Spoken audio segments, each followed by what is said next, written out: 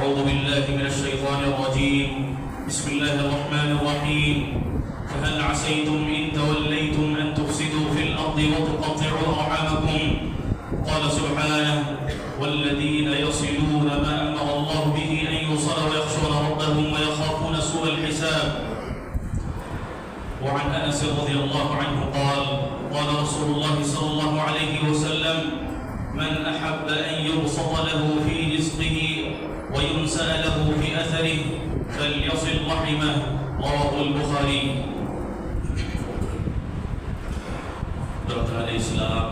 حاضرین جمعہ اور پردہ نشین خواتین اسلام،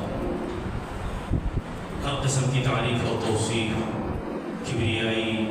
بڑائی، بزرگی اور عظمت اس خالق کائنات وحدہ لا شریک کے لیے سزاوار اور لائق ہے، جس نے ہم اور آپ کو پیدا کیا، اور جہاں اس نے ہماری مادی ضرورتوں کو پورا کرنے کے لیے ہمیں ہر قسم کا رزق مہیا کیا، وہیں ہماری روحانی تربیت کے لیے اور ہمارے نفس کے تزکیے کے لیے اور ہماری رشد و ہدایت کے لیے ہر دور میں انبیاء اور رسول کو بھیجتا رہا، جس کی آخری کڑی نبی آخر الزمان، خاتم النبیین، سید الانبیاء والمرسلین، رحمت للعالمین، محمد رسول اللہ صلی اللہ علیہ وسلم۔ انگنت درود و سلام محمد رسول اللہ صلی اللہ علیہ وسلم پر، رحمت نازل ہوں صحابہ اکرام رضی اللہ عنہم اجمعین پر، اور رحمت نازل ہوں تابعین پر اور تبع تابعین پر، اور ان تمام لوگوں پر جو قیامت کے دن تک اس سنت مطہرہ کی پیروی کرتے رہیں گے۔ خطبہ مسنونہ کے بعد دو مختلف مقامات سے دو آیتیں اور بخاری شریف کی حدیث میں نے آپ کے سامنے پیش کی۔ حاضرین جمعہ، آج کے اس مختصر سے خطبے میں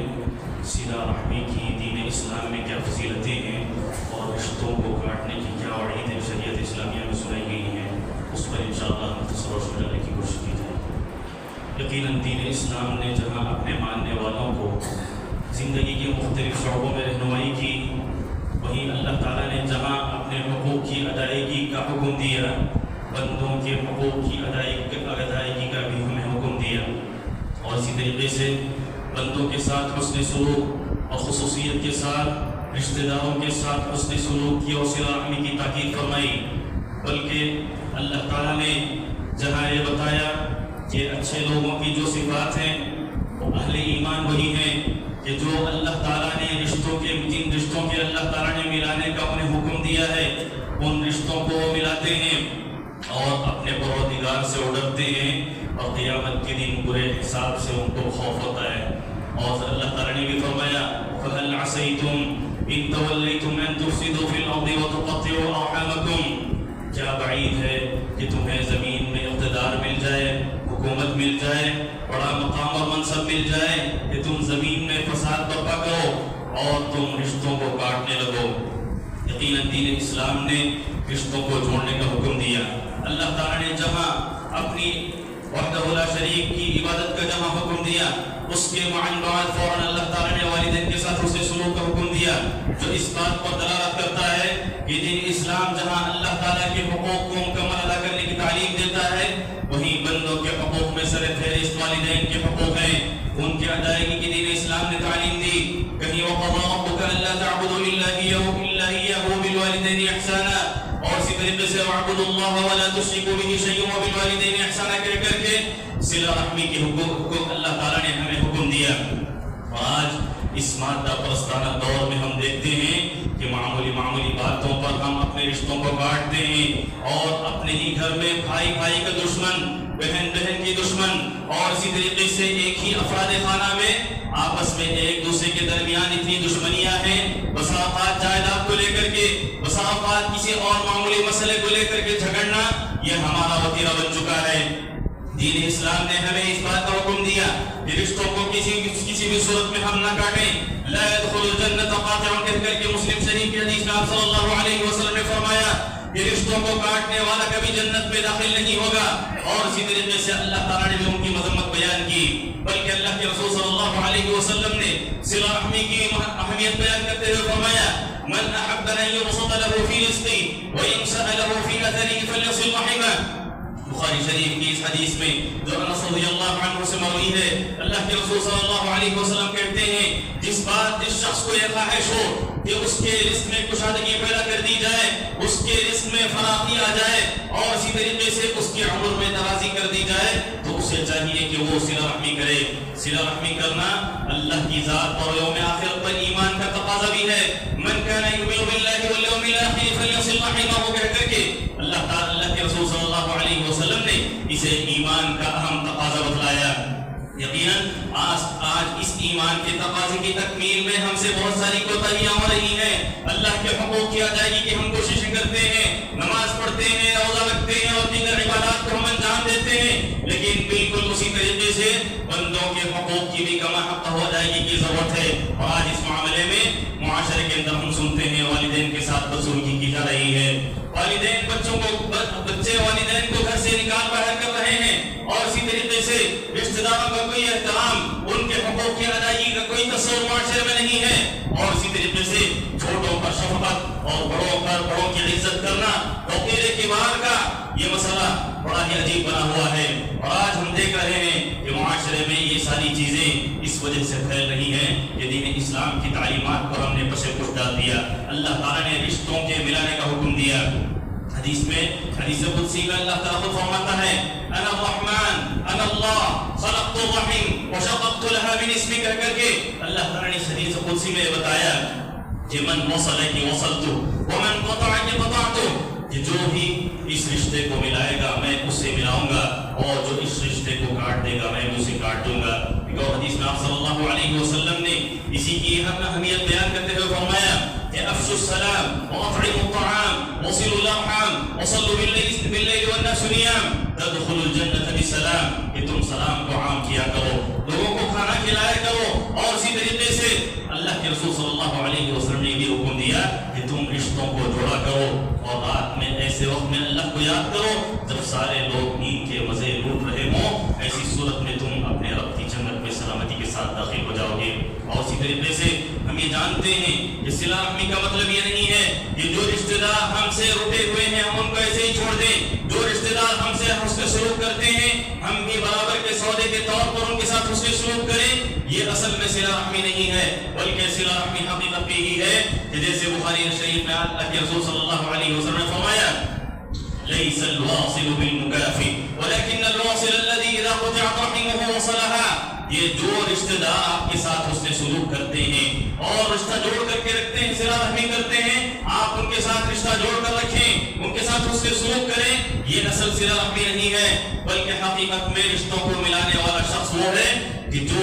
رشتوں کو اپنے آپ سے، جو رشتہ دار آپ سے روٹ چکے ہیں ان کو آپ منائیں اور ان کی طرف آپ تعلقات کا ہاتھ آگے بڑھائیں۔ ایسا ہوتا ہے عموماً کہ لوگ برابر کے طور پر یہ سودا کرتے ہیں کہ وہ ہمارے ساتھ اچھا سلوک کرتے ہیں لہٰذا ہم بھی ان کے ساتھ اچھا سلوک کریں گے، بلکہ اللہ کے رسول صلی اللہ علیہ وسلم کے پاس ایک شخص آیا، مسلم کی روایت میں ہے کہ اور وہ آ کر اللہ کے رسول صلی اللہ علیہ وسلم سے کہنے لگا کہ میرے کچھ ایسے رشتہ دار ہیں میں ان کے رشتوں کو جوڑتا ہوں، میں صلہ رحمی کرتا ہوں، لیکن وہ میرے رشتوں کو کاٹتے ہیں، میں ان کے ساتھ اس سے سلوک کرتا ہوں اور وہ میرے ساتھ بدسلوکی کرتے ہیں۔ اللہ کے رسول صلی اللہ علیہ وسلم نے سنا تو فرمایا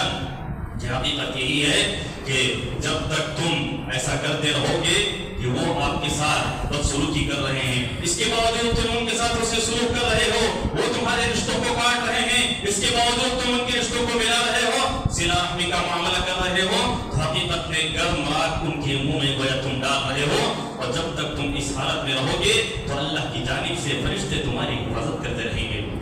لہذا اللہ کے رسول صلی اللہ علیہ وسلم نے مختلف مقامات پر صلہ رحمی کی وضاحت کی اور اس کی اہمیت کو اجاگر کیا، اور کہیں یہ بھی فرمایا کہ ما من ذنب احرى ان يعجل له العقوبة في الدنيا من البغي وقطيعة الرحم، کہ ایسے گناہ کچھ ہوتے ہیں کہ آخرت میں تو ان کا عذاب یقینی ہے ہی ہے، لیکن اس کے باوجود کچھ گناہوں کی سزا اللہ تعالیٰ اسی دنیا میں عطا فرماتے ہیں، اس میں ایک گناہ رشتوں کو کاٹنا بھی ہے، کہ اس کی وجہ سے اللہ تعالیٰ اسی دنیا میں انسان کو اور بندوں کو دیتا ہے، جس کی وجہ یہی ہے کہ انہوں نے صلہ رحمی کا معاملہ نہیں کیا بلکہ انہوں نے رشتوں کو کاٹ دیا، جن رشتوں کے ملانے کا اللہ تعالیٰ نے حکم دیا ان رشتوں کو انہوں نے کاٹ دیا، جس کی وجہ سے اتنی بڑی وعید اللہ کے رسول صلی اللہ علیہ وسلم نے سنائی۔ ابو بکر رضی اللہ عنہ کے خالزاد بھائی مصطح بن اثاثہ جن پر وہ ماہانہ خرچ کیا کرتے تھے اور انہیں کچھ رقم دیا کرتے تھے، لیکن جب انہیں معلوم ہوا کہ عائشہ رضی اللہ عنہ جو ابو بکر رضی اللہ عنہ کی پر الزام لگانے والوں میں وہ بھی شامل ہے، تو انہوں نے قسم کھا کر کے کہا کہ اس کے بعد ان پر خرچ کے سلسلے کو میں بند کر دوں گا. لیکن اللہ تعالیٰ نے سورہ نور میں وَلَا يَأْتَلِ أُولُو الْفَضْلِ مِنكُمْ وَالسَّعَةِ أَن يُؤْتُوا أُولِي الْقُرْبَىٰ کہہ کر کے آخر میں فرمایا أَلَا تُحِبُّونَ أَن يَغْفِرَ اللَّهُ لَكُمْ. کہ ایسے لوگ جن کو اللہ تعالیٰ نے مال میں کشادگی عطا کی ہے اور اللہ تعالیٰ نے انہیں مستطیع بنایا ہے، ان کو بے نیازی عطا کی ہے، تو یہ قسم کھا کر یہ نہ کہیں کہ کسی پر وہ خرچ کا سلسلہ بند کر دیں گے، بلکہ اللہ تعالیٰ نے کہا کیا تم نہیں چاہتے کہ وہ اللہ تعالیٰ تمہیں معاف کرے. تو ابو بکر رضی اللہ عنہ کے بارے میں آتا ہے جب یہ آیت نازل ہوئی ابو بکر رضی اللہ عنہ نے کہا بلا ونحب ان تغفر لنا، کیوں نہیں، ہم تو یہی چاہتے ہیں کہ تو ہمیں معاف کرے. اور اس کے بعد روایتوں میں آتا ہے ابو بکر رضی اللہ عنہ نے اپنے خالہ زاد بھائی پر جو خرچ کا سلسلہ تھا اس کو جاری کر دیا. کتنا بڑا جگر چاہیے ایسے کام کے لیے کہ ایسا باپ جس کی بیٹی پر الزام لگایا گیا، برائی کا الزام لگایا گیا، زنا جیسے عظیم تہمت لگائی گئی، اس کے باوجود ابو بکر رضی اللہ عنہ کا ایمان دیکھیے کہ انہوں نے خرچ کے سلسلے کو بند نہیں کیا. اور آج معمولی مسائل میں ہم اپنے رشتوں کو کاٹتے ہیں، بس اوقات یہ کہتے بھی نظر آتے ہیں ہم کہ اگر تم مر بھی جاؤ تو ایسی تمہاری میت پر بھی ہماری چھاؤں بھی نہیں پڑے گی، اور اس قسم کے الفاظ ادا کرتے ہیں اور اسی پر عمل کرنے کو باعث فخر سمجھتے ہیں. بس اوقات یہ رشتے کاٹنے والے کبھی انہیں احساس نہیں ہوتا کہ اس کی وجہ سے زمین میں کتنا بڑا فساد برپا ہو رہا ہے، اور اللہ تعالیٰ نے جس چیز کا ان کو حکم دیا تھا اس پر وہ عمل نہیں کر رہے ہیں. عقبہ بن عامر رضی اللہ عنہ صلی اللہ کے رسول صلی اللہ علیہ وسلم نے فرمایا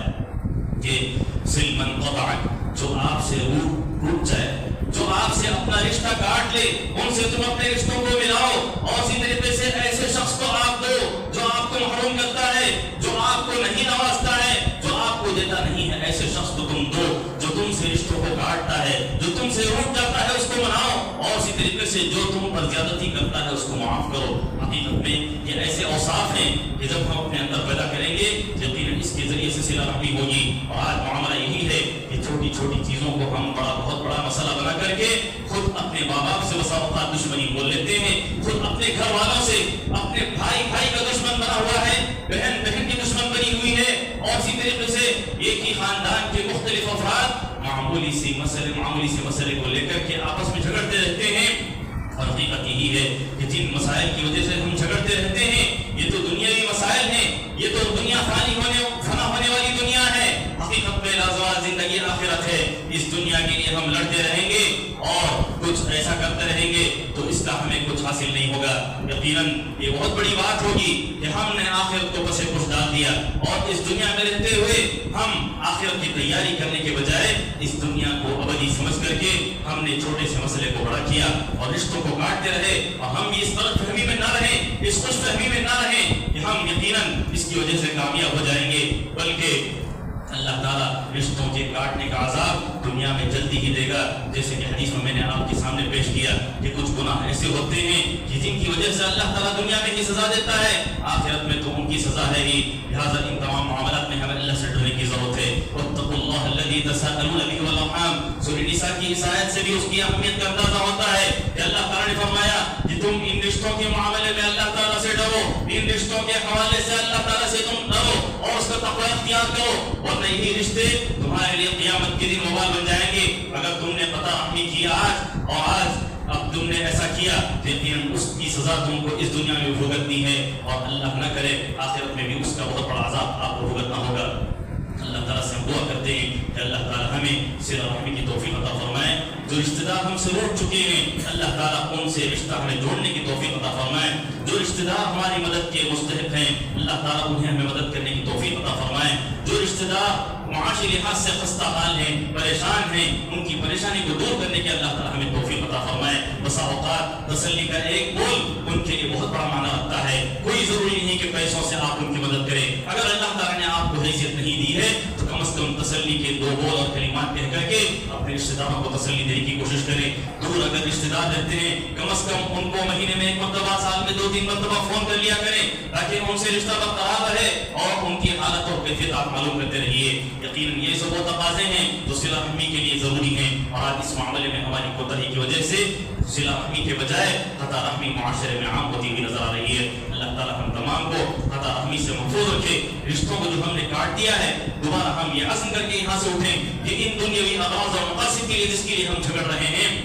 ان تمام کو چھوڑ کر کے اللہ کی خاطر ہم رشتوں کو جوڑنے کی کوشش کریں. اللہ تعالیٰ ہمیں اس بات کی توفیق دے. بعض صحابہ کو دیکھا گیا کہ جمعہ کا خطبہ ہو رہا ہے اور فون میں گفتگو کر رہے ہیں. اللہ تعالیٰ سے ڈرنے کی ضرورت ہے. بہت بری بات ہے. جمعہ کے آداب کے خلاف ہے. اللہ کے آداب، اللہ کے گھر میں آپ بیٹھے ہوئے اللہ کی گھر کا آپ کو خیال نہیں ہے، اس کی عظمت کی آپ کو پاسداری نہیں ہے. بہت بری بات ہے. ایسا ہرگز نہیں ہونا چاہیے. ہر انسان اپنے نفس کا محاسبہ کرے اور تھوڑی دیر، ایک ہفتے میں ہم تھوڑی دیر کے لیے یہاں جمع ہوتے ہیں، اللہ کی خاطر ہم یہاں جمع ہوتے ہیں، کچھ نصیحت اور موعظت کی باتیں یہاں ہوتی ہیں. یہاں بھی آ کر کے ہم دنیا داری کے پیچھے مرتے رہیں تو ہم سمجھتے ہیں کہ اس سے بڑا بدبخت اور کوئی نہیں ہوگا. اللہ تعالیٰ ہم تمام کو اللہ تعالیٰ کے گھر کی عظمت کا خیال کرنے کی توفیق عطا فرمائے. بارک اللہ لنا ولکم فی القرآن العظیم ونفعنا وإياكم بالآيات والذکر الحکیم. إنه تعالى جواد كريم